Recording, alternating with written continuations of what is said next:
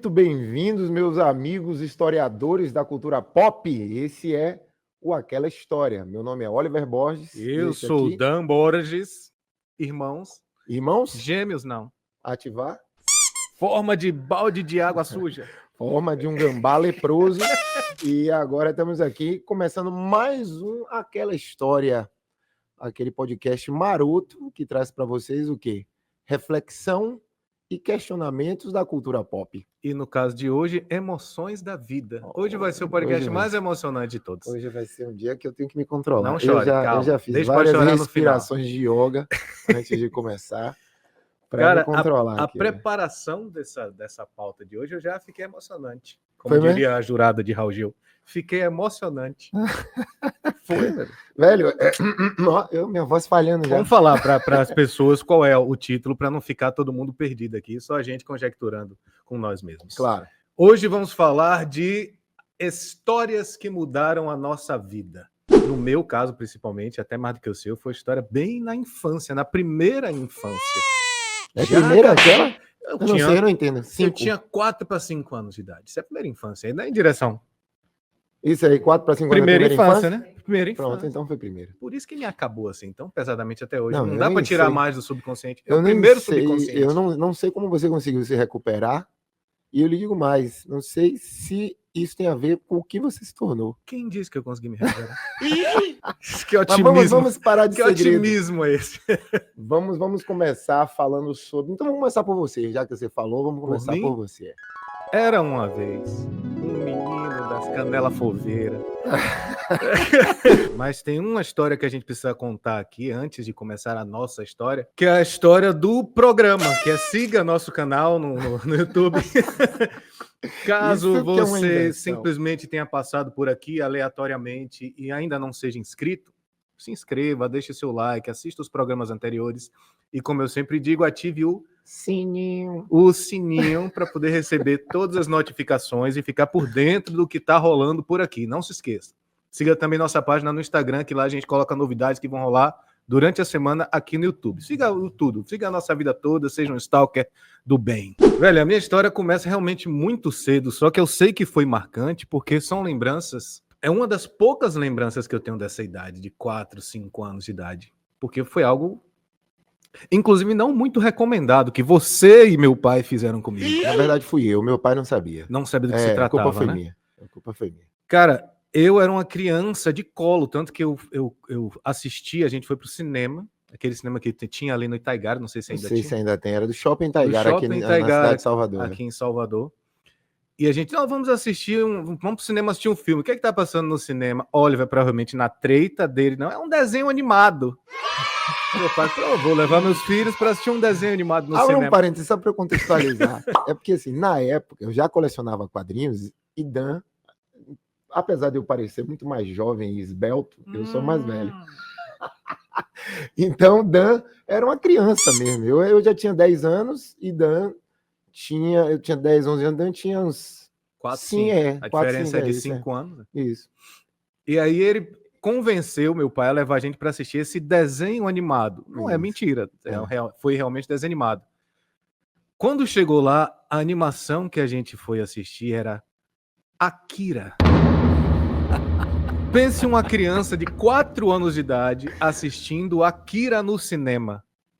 Obviamente, eu não entendi bulhufas do que se tratava a história, que até para um adulto aquela história não é tão clara, até porque a história é toda picotada para o desenho animado, né? O desenho animado, para quem não conhece Akira é um mangá de Katsuhiro Otomo, que é uma história gigante. É isso aqui, eu trouxe para mostrar para vocês depois.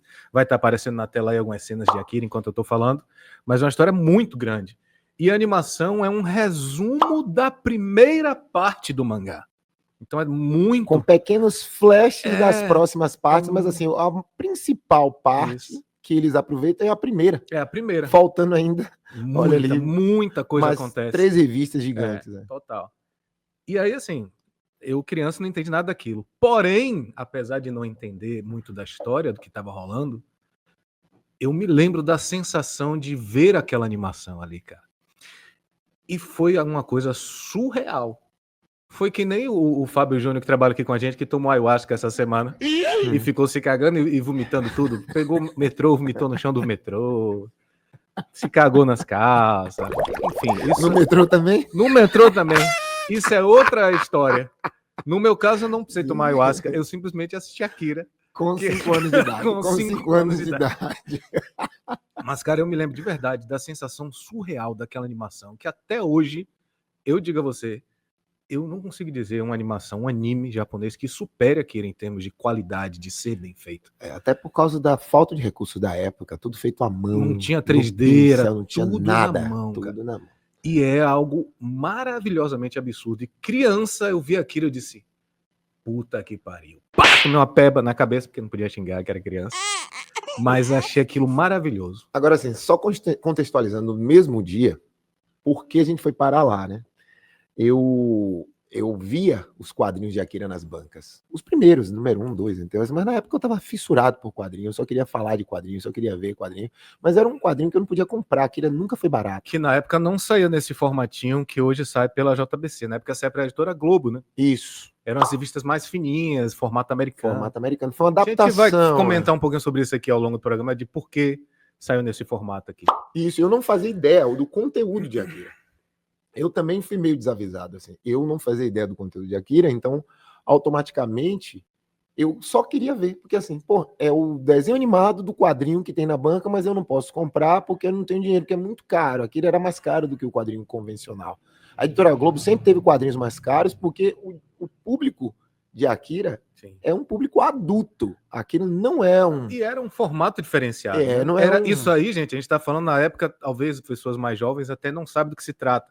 Mas a gente está falando da época dos formatinhos da Abril, que eram as revistinhas que saíam em quadrinhos aqui de super-heróis desse tamanhinho, com papel jornal por dentro. Era algo muito... um preço de material barato, né? Para preço E Akira já era uma revista formato americano, com um papel que era... não chegava a ser um crochê, mas era um papel melhorzinho, mais brilhantinho dentro. Toda colorida também, né? Então não tinha como ser mais barato. Mas você não suspeitava que aquilo não era para criança? Não, impossível. Eu não suspeitava. Você sabia que não cara, era eu não sabia. Eu sabia assim, não era acessível para mim e eu não tinha condições de comprar. Na época eu não entendia desse lance, dessas detalhes editoriais, de que esse quadrinho é para o público tal. Esse para mim era quadrinho e eu gostava que qualquer um. Quando eu via o desenho, eu relacionava com o que eu conhecia de anime, que era o quê? Zillion. Sim. Então eu dizia assim, pô, é tipo Zillion, cara, é um cara com uma arma, com uma moto bacana, uma jaqueta vermelha, deve ser massa isso, entendeu? Zillion era um anime que passava na... Era na Turma da Xuxa? Que passava? No show da Xuxa, ou era... o show da Xuxa, eu acho, ou era alguma coisa da Angélica. Eu me lembro que tinha umas arminhas. Umas arminhas, as pistolas e tal. A gente teve uns brinquedos das arminhas, não? Total.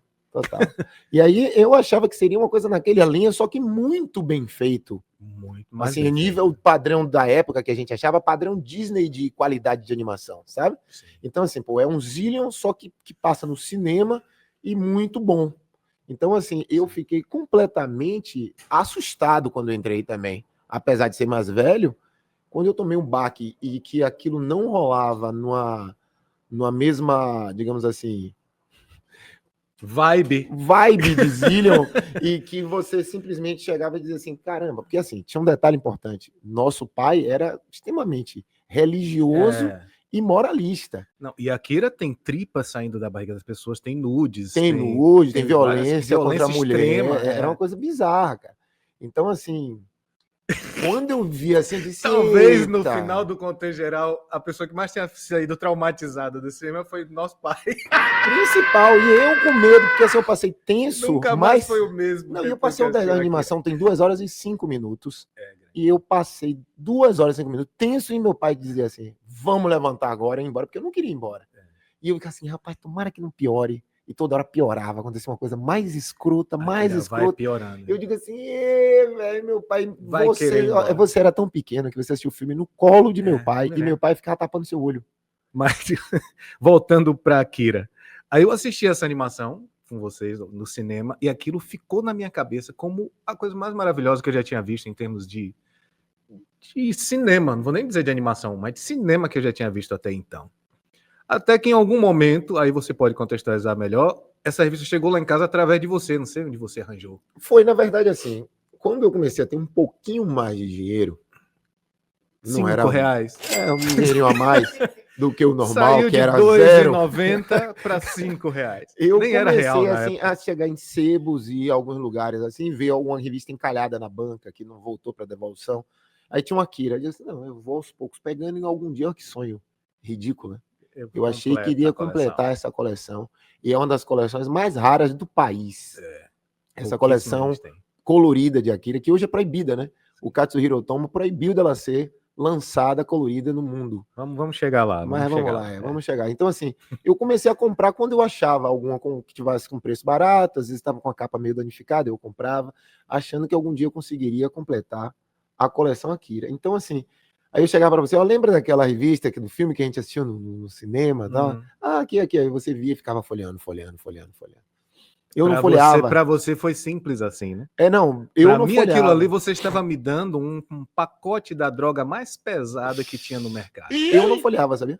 Porque você não queria ver a história? Porque eu tenho esse lance com spoiler, né? Então, assim, eu não vejo, porque no dia que eu conseguisse fechar minha coleção, aí você ia ler aí tudo eu ia de ler vez. Toda sem ver nenhuma página inteira. Eu naquela idade tava cagando pra história. Você eu só queria ver o desenho. Eu só via, passava a ver você com a revista no colo quase todos os dias. Eu folhei aquela revista. Eu acho que foi a coisa que eu mais folhei na minha vida. Eu achava, e ainda acho... Mais do que a Playboy de Sheila Carvalho?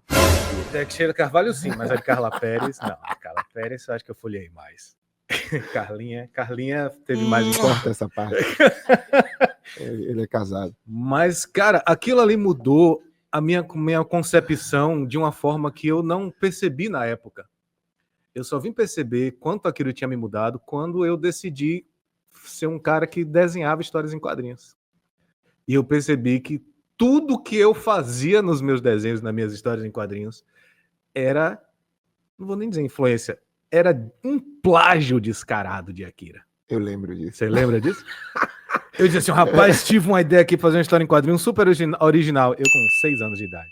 Vou fazer aqui uma ideia super original. Um cara com uma jaqueta vermelha que anda de moto. No mundo pós-apocalíptico. Caneda. Só que o nome dele vai ser tal. Aí não era Caneda, também não pode dar pala. Assim, que era tão... Era outro nome, era Necada. Mentira, eu nem lembro qual era o nome. Mas era descaradamente um plágio de claro. Porque aquilo estava no meu subconsciente. É que assim, se eu vou fazer alguma coisa boa, o melhor que existe é isso aqui. Então eu tinha que copiar, saca? E até hoje minha influência do que eu consumo de mangá está diretamente ligado à minha experiência com Akira. Porque eu sempre procuro nos mangás um traço de desenho meio que puxado para Katsuhiro Otomo. Sabia disso? É mesmo. Quando é um traço assim que é muito mangá olhão, saca meio... Cavaleiro do Zodíaco. Tipo Cavaleiro do Zodíaco, algo mais... Nem sei, porque eu não consumo, não vou nem saber da referência. Mas esse mangá mais Sailor Moon... Que é Cavaleiro do Zodíaco. Entende? Cavaleiro do Zodíaco é um Sailor Moon masculino, vírgula. Assim, nem tanto masculino, unissex, mas é um traço. Com personagens masculinos. Esse tipo de anime, de mangá, não me interessa. Eu posso até estar perdendo coisas boas por preconceito, mas tá no meu subconsciente gravado que, assim, o mangá foda é esse que tem um traço parecido com Akira, saca?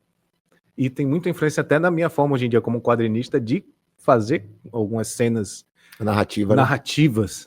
Só tem muita influência de Katsuhiro Otomo até hoje, cara. Para contextualizar, porque a gente tá falando Akira, é claro, é um ícone da cultura pop, dos quadrinhos e da animação.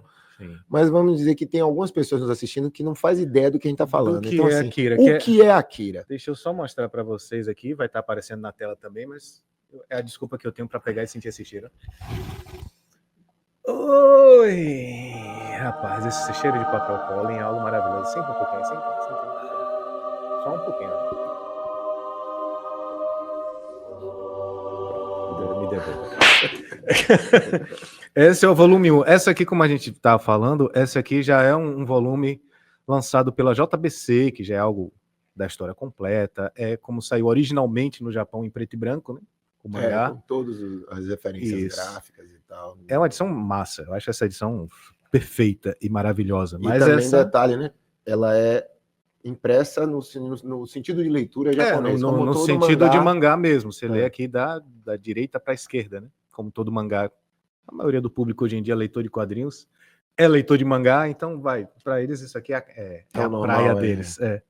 Mas essa não foi a primeira versão que a gente tem. A primeira versão que a gente tinha foi uma revista fininha, capa mole, formato americano, que saiu pela editora Globo. Essa história é interessante. Mas, assim, contextualizando um pouco do que se trata a história de Akira, né?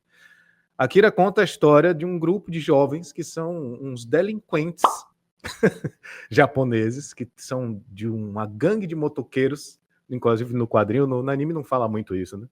Mas no mangá, eles se denominam os delinquentes, que seria uma tradução, seria tipo assim, os arrumadinhos delinquentes, porque Kaneda usa aquelas camisinhas polo, não é daqueles caras punk, como é a gangue dos palhaços, que é a gangue rival deles, saca? Eles são os caras da escola técnica. Eles se conhecem na escola técnica, é um curso técnico, tipo um Senac. É Senac ou Senai, a escola técnica? Senai, eu acho. Tipo o Senai do Japão. Cefet, na verdade. Alguma coisa desse tipo. Uma escola técnica, E eles se conhecem lá e formam essa gangue de motoqueiros para sair fazendo arruaça pela cidade de Neo-Tóquio. Porque a Tóquio original, por um motivo que a população não sabe, foi completamente destruída por uma explosão atômica, saca? Que o governo contou para a população que foi um problema com a ogiva nuclear. Ou seja, essa história se passa num futuro. Num futuro muito longe, pós essa explosão de Tóquio original. Sabe? A Tóquio original é totalmente destruída e tem uma cratera imensa no meio. Essa galera vive na Neo-Tóquio, que é uma Tóquio que foi construída em volta ali, reconstruída depois dessa catástrofe que teve, que teoricamente foi uma explosão, um problema de explosão com a bomba nuclear atômica, né? Só que aí, cara, em paralelo a essa vida de arruaceiros desses jovens com motoqueiro e coisa e tal, tá acontecendo uma situação toda na cidade que tem relação com essa explosão atômica que rolou em Tóquio original. E ao longo da história você vai perceber, eu não sei, né? Se eu estou contextualizando, é para pessoas que nunca leram, então não vou querer também dar muito spoiler, né? Mas você vai perceber que essa suposta explosão nuclear, na verdade, é uma mentira contada pelo governo e foi algo relacionado ao evento Akira. O que foi esse evento Akira? Você descobre isso logo mais ou menos no primeira parte do primeiro capítulo, então não é tão spoiler assim. O evento Akira foi basicamente uma experiência governamental com crianças extraordinárias que demonstravam um pouco de poderes psíquicos sobrenaturais. E paranormais. É paranormais, eu acho. Poderes telecinéticos de movimentar coisas, de fazer previsões, de ler mentes, esse tipo de coisa assim. E o governo pegava essas crianças que tinham essa tendência, colocavam num lugar controlado e começavam a tanto estudar essas manifestações desses poderes da mente dessas crianças, como tentar potencializar eles. Obviamente, para quê? Armas, né? Transformar em armas governamentais, né? Esse é o problema. Uma dessas crianças se mostrou um prodígio entre todas essas outras, como assim, um poder muito maior e um controle muito maior sobre esse poder. Porém, apesar desse controle muito maior sobre o poder, graças a uma ganância do governo de ficar ali atiçando o poder dessa criança, a criança despertou algo além, provavelmente tomou um ayahuasca também, igual a Fábio, e aí transcendeu, se cagou todo, e perdeu o controle desse poder e causou essa explosão que destruiu Tóquio. O governo não podia dizer, pô, isso aí foi culpa, não, porque foi culpa do governo. Claro. O governo, no final das contas, matou milhares de pessoas graças a essa experiência. Claro que ele não ia soltar isso para mim. Foi a gente, desculpe. Não, foi um acidente nuclear, ninguém sabe de onde veio, pode ter sido de outro país, saca? Abafou o caso. Só que ainda sobraram as outras crianças, além desse Akira, como sendo controladas e estudadas pelo governo, saca? E no final das contas, a história se resume a o encontro daquele grupo de delinquentes motoqueiros com essa questão do governo e essas crianças paranormais, saca? Interessante é que, assim, um detalhe sobre essas crianças, que isso também é visto logo no início, é que isso aconteceu, todo esse evento que você falou de Akira, acontece aproximadamente, assim, uns 20, 30 anos antes da história principal estar acontecendo. Sim.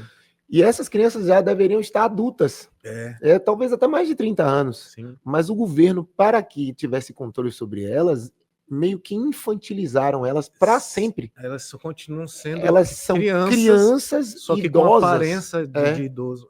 Eles são velhos e esturricados, mas vivem num quarto. Baby room, que é cheio de coisinhas de criancinha. Sempre coisa de criança, porque se eles ficarem adultos, amadurecerem, eles questionam eles aquele vão usar controle os poderes do governo. dele. Eles são super poderosos, vão ter problemas. Exato. Então eles são fáceis de controlar porque são crianças, ou seja, eles indiretamente desligaram o cérebro dessas crianças. Total.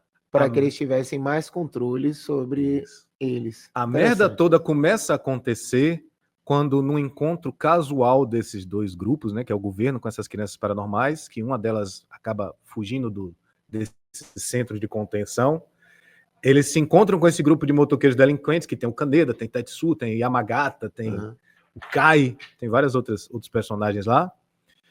E Tetsu, que é o motoqueiro mais jovem, que sofre bullying dos outros, então ele é o mais revoltadinho, assim, tá sempre meio retado, porque os outros ficam sempre sacaneando ele, porque ele é o mais novo, né? E é justamente ele que tem esse encontro com essa criança paranormal que fugiu.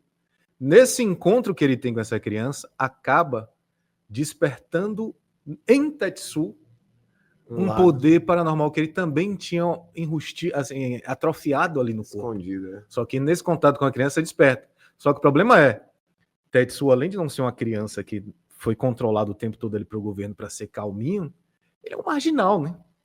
Agora você marginal revoltado, com ódio do mundo, porque até os dele sacaneiam ele. Aí você imagina essa pessoa nessa configuração completamente descontrolada detalhe, receber esse poder. O drogado, né?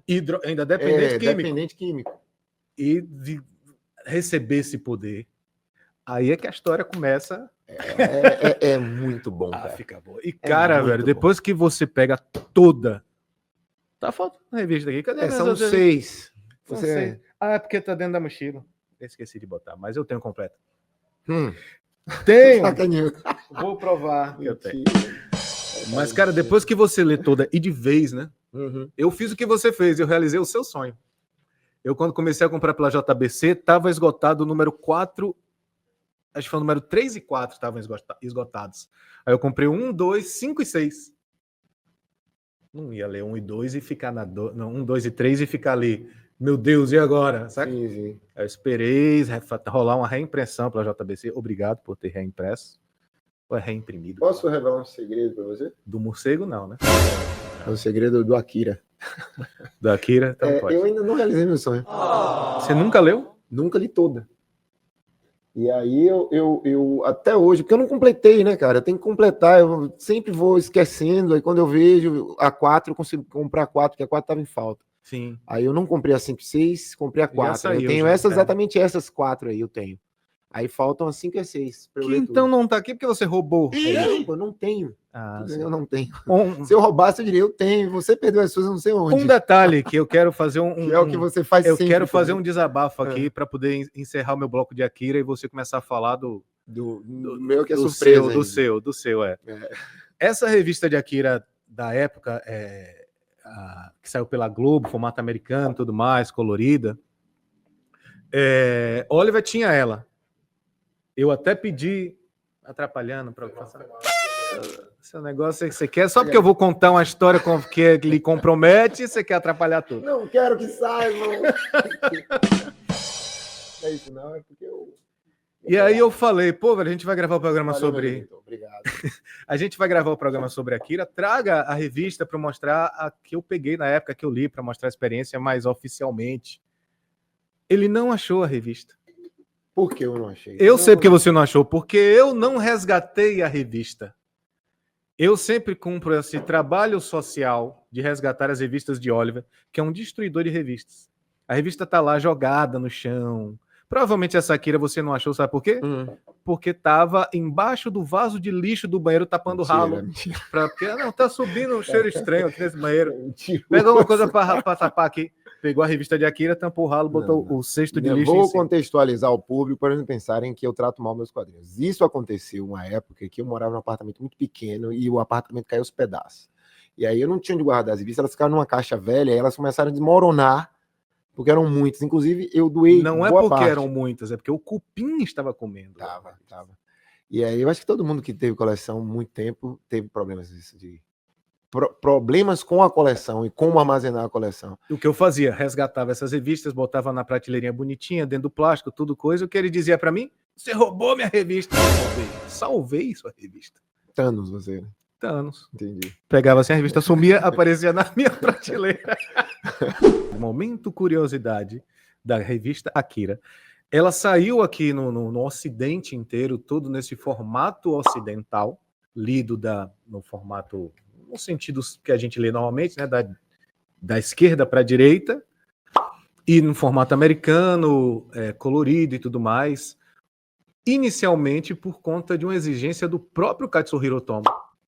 Quando o mangá dele foi ser espalhado para o mundo ocidental, ele disse: eu não quero causar uma estranheza de leitura com esse formato para as pessoas que não estão acostumadas. Eu quero que as pessoas consumam isso da forma melhor para eles.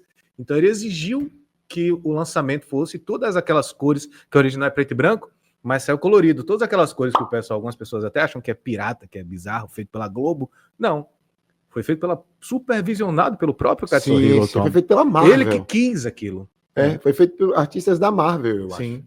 Se eu não me engano. Foi da Marvel?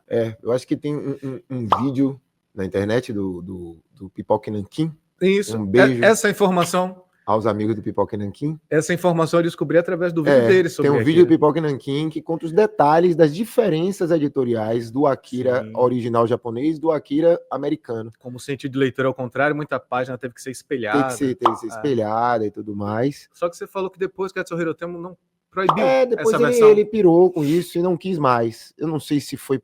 Teve alguns problemas, eu não lembro de como foi que aconteceu, mas teve uma época que atrasou. Teve um hiato aí que parou de lançar e depois voltou. Só que parece que nesse intervalo que parou de publicar antes de acabar a série Akira e voltou com outras cores, outro colorista, né? E um colorista digital. Porque já era numa época mais moderna. Já na época moderna, já foi anos 90, sabe? Sim. Só que os primeiros eram pintados à mão, aquarela, era lindo. Eu me lembro que eram as cores belíssimas. Inclusive, tem algumas coisas aqui na revista que eu acho que eram as cores da época. Tem um Tetsuo aqui. Eu acho que as primeiras páginas da primeira edição são coloridas. Era esse colorido aqui? Não sei. Talvez, acho que não. Esse é colorido de capa. Era esse colorido aqui. Depois vai estar aparecendo na tela aí mais visível para vocês que estão em casa. Mas aqui, era esse colorido aqui. Lindo demais. Era bonito demais isso aqui. Se eu tivesse dinheiro, porque essa coleção da Globo hoje em dia é caríssima. Mas se eu tivesse um dinheiro sobrando, eu ia ter as duas coleções. Dando uma pista para vocês já começarem a imaginar qual é o quadrinho de Oliver. Aproveite vocês que estão aí nas trevas da sua vida triste e desinformada, sem diversão e sem nada. E venha para a luz. Siga Aquela História, curta nosso canal, não se esqueça de deixar o joinha. Clique no like. É importante demais deixar o like, galera. Ative o sininho. Porque dá uma engajada e faz esse vídeo chegar a mais pessoas, né? Exatamente. Porque senão vocês são muito egoístas e querem esse vídeo só para vocês.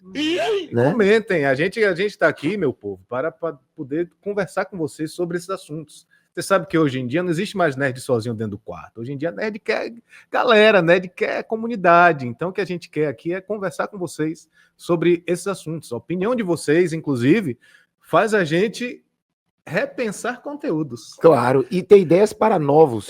O próximo, não sei se é o próximo vídeo, mas tem um vídeo que está vindo por aí que surgiu de acordo com alguns comentários que vocês fizeram nos nossos vídeos. Exatamente. Continue acompanhando que vocês vão saber logo.